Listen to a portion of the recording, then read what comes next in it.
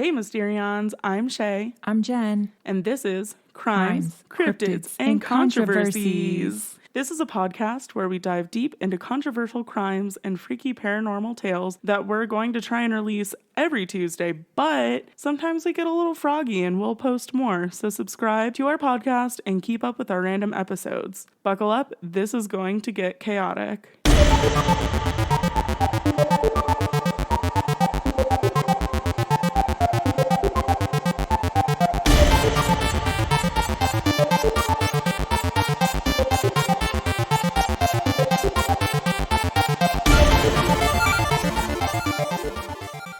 After 14-year-old Roland Doe's aunt died, the boy's family experienced strange noises, furniture moving of its own accord, and ordinary objects flying or levitating when the boy was nearby. This was all allegedly exorcised by a priest, and the events surrounding the exorcism were used as elements in William Peter Blatty's 1971 novel, The Exorcist. But before we get into this week's case, we have a weekly true crime update. Have you heard about the guy who beheaded his ex-girlfriend in California? No. It happened like somewhere around the middle of September. So there's this mother who has a 1-year-old and a 7-year-old. The 1-year-old is with the guy, the suspect, and... living with them actively right now? No. Oh. So they broke up, and even earlier in the year, the girl who was killed, her name's Karina, I believe, she got a restraining order against this guy because he was violent. Outside the home, he literally took a sword and cut her head off in front of her 2 children. Oh my God. There was a neighbor sitting there who witnessed it all. So originally, they were trying to say that he was in the country illegal, but Fox has figured out that that's not true. He is totally a citizen here. Landetta is the father. He's the father of the 1-year-old. The 7-year-old is not from him. Okay. But apparently he's been violent in the past and had a big record, and the father of the victim was on TV, and it was so sad I was almost crying. Oh my God. It was just horrible for, a father. He had to stand there and watch the firefighters wash his daughter's blood off the concrete. Ooh. And the other thing is the Department of Children and Families or whomever took the 2 poor little girls who saw this are making the mother's mother go through background checks and all kinds of stuff before they'll even let her have her grandchildren. Okay, but why? I understand that, but couldn't they just temporarily give them to her? She's the grandma. Right, at least, These little girls just watch this happen and they're in some random person's care. God. Child Protective Services, I know they're trying to do the right thing, but I feel really bad for them. So we'll have to keep up with that.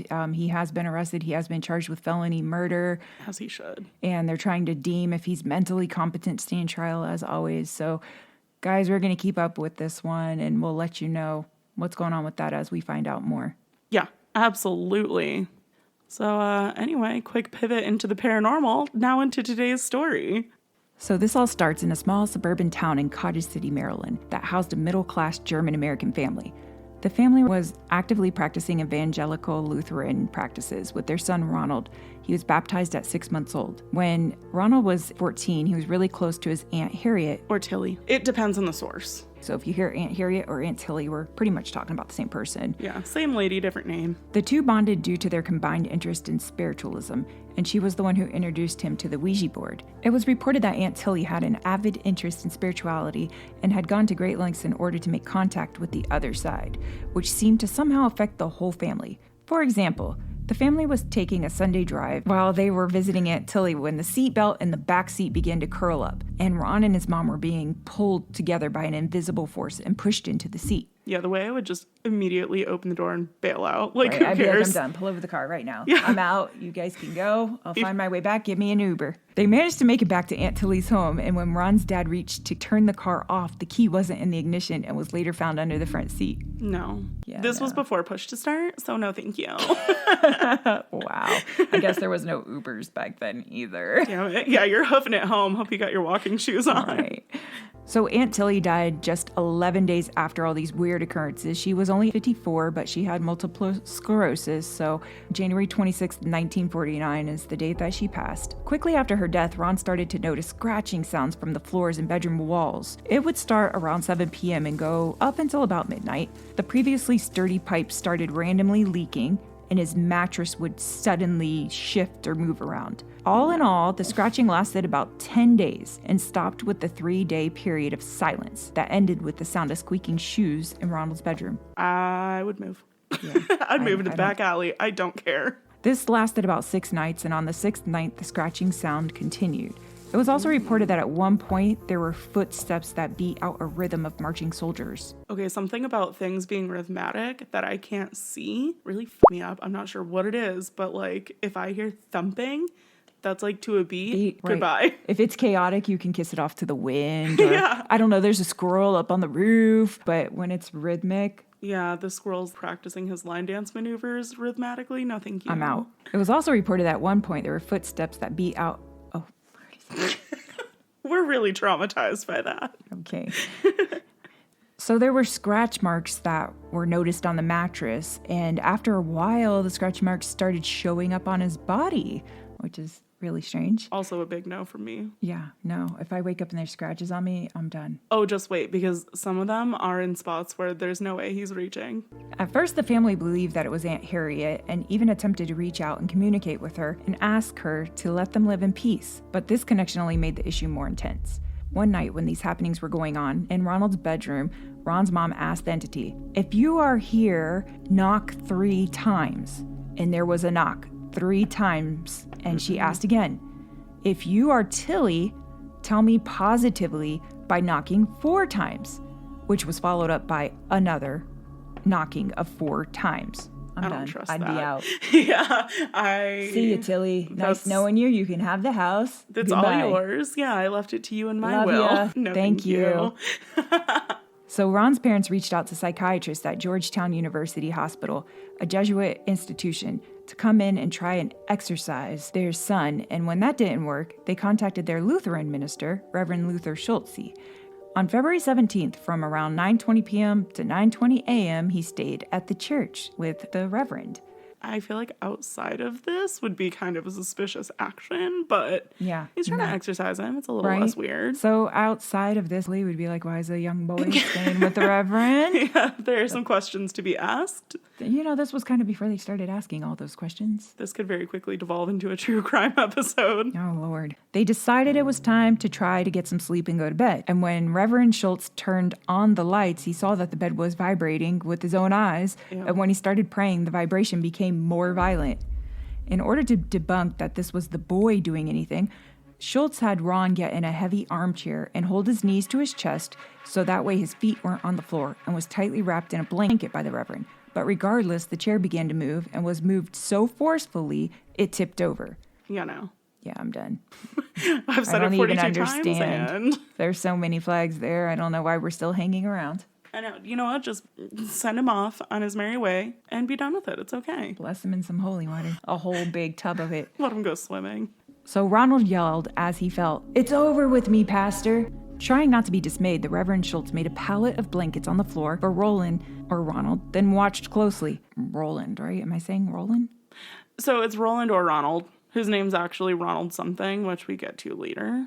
Okay. As soon as the boy fell asleep, the pallet began to move across the floor, and under one of the beds, Roland's head struck a bedpost, and he woke up. Oh, Again, the minister made up the pallet only to have it whip around in a tight circles and zipped under the other bed. So we're saying the whole pallet of blankets is now under Reverend's bed. quickly turned around in a circular motion and flew underneath the other bed.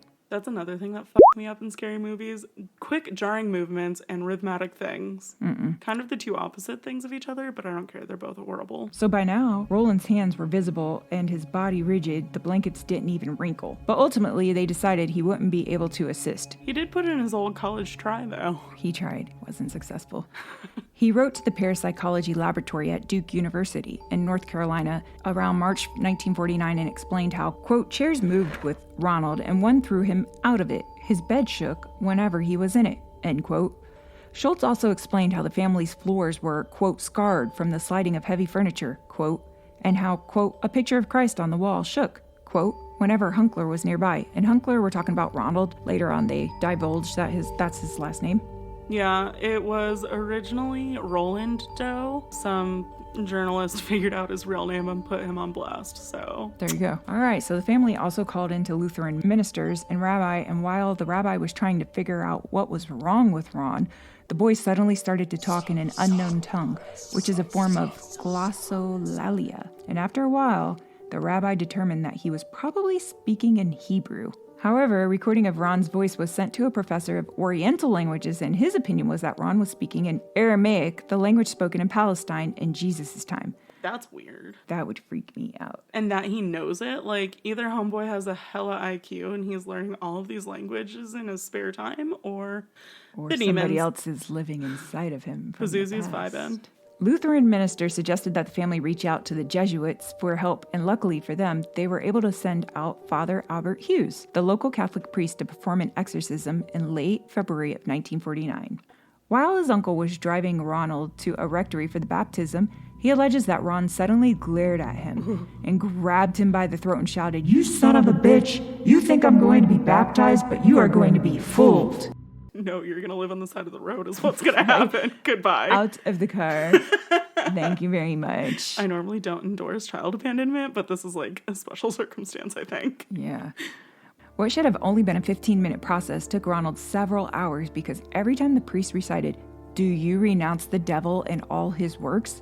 Ronald would freak out in such rages that he had to be restrained, but eventually he did respond with a weak renunciation of the devil that was sufficient for the ritual. I do have to say that when I was doing this research, I'm not kidding you, I had to do it over a span of multiple days because I kept getting so freaked out. I was like, oh my God, Roland's demon's watching me research, and now I'm calling him into my being, and I'm freaking out a little bit. It was bad. I had like sage and everything. Yeah, this is pretty creepy. It's bad. In order to receive assistance, the family all converted to Catholicism and even tried to have Ron baptized, which threw him into extreme rage and violence. I bet. Ronald was strapped to the bed while Father Hughes started his rites of exorcism, but had to stop when Ron broke off a piece of the mattress spring and stabbed the priest across his shoulders, effectively ending the exorcism. Mm-hmm. I mean, when is enough enough? That's a good time to tap out, I would say. They were all really giving this a good try, I can tell you that.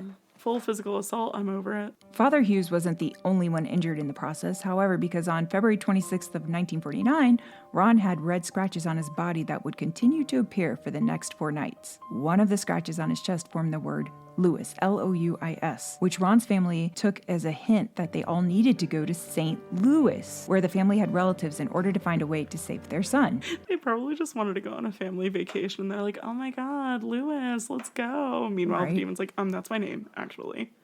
The family also wasn't sure when they should leave, but it was made pretty clear when the word Saturday was written on the boy's hip. And when trying to figure out the length of time that he and his mom should stay in St. Louis, there was another message pointed on the boy's chest that said 3.5 weeks. It's very funny. I don't even know if I believe that. I know. He's just like, I really want to take a long vacation. Right? Like, the mom just snuck in there in the middle of the night and was like, I need a vacation. I'm just going to write 3.5 weeks. It sounds good. These idiots are already real scared, so why not? It should be noted that according to Ronald's mother, there was no way for him to make these markings, as with one of the scratches it was done while his hands were behind his back.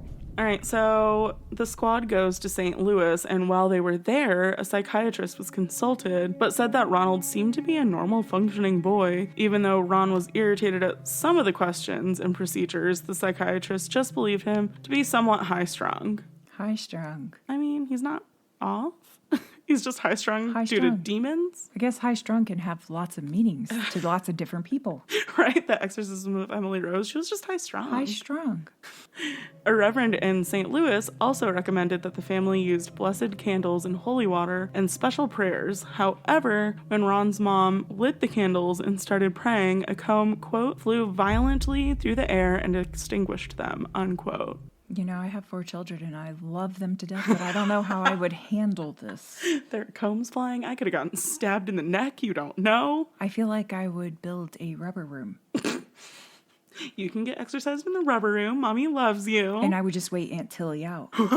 Like, eventually she's going to get tired of the rubber room and she's going to retreat. I mean, I'm not suggesting that any of our kids get demon possessed, but if they do, at least we have a plan. In another instance, there was a rocker that Ron was sitting in, and it started to spin around, even though it was clear that he made absolutely no effort to make it do so. So when Ron was at school, everything that he sat on continued to move, and eventually he had to drop out of school because his desk kept moving around the floor, and he started to feel embarrassed. That's an interesting reaction, though. Embarrassed? I feel like everybody would be terrified. I know. I would start accepting money for parlor tricks, though.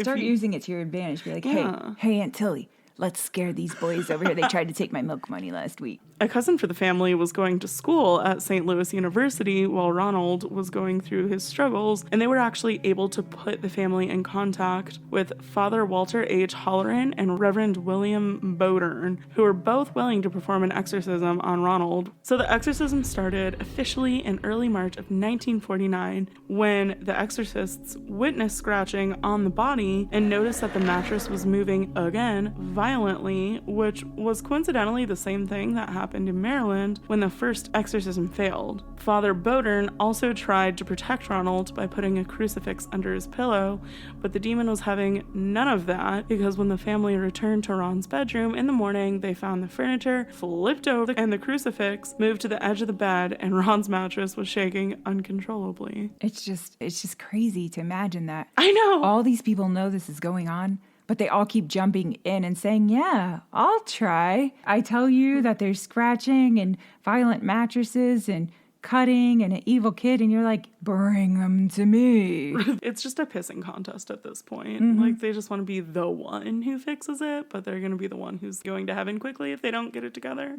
The two exorcists also noticed a pattern in Ron's behavior wherein he was calm and normal during the day, but when you got ready to go to bed, he would start exhibiting strange behavior, including screaming and wild outbursts. Ronald also seemed to be able to make objects fly mysteriously around the room a la Matilda, and would enter a trance-like state while making guttural sounds, and when he saw sacred objects like the cross, he would react super violently to it. Wow. So either this kid's a really good actor or he's super possessed. Yeah, who knows which one. A second-class relic of St. Margaret Mary that had been pinned to Ron's bed was thrown onto the floor after he basically threw a mad fit over it being there. Father Bishop sprinkled St. Ignatius holy water on the bed in the form of a cross while Ron's bed was shaking, and the bed stopped abruptly. However, once Father Bishop left the room, the shaking continued.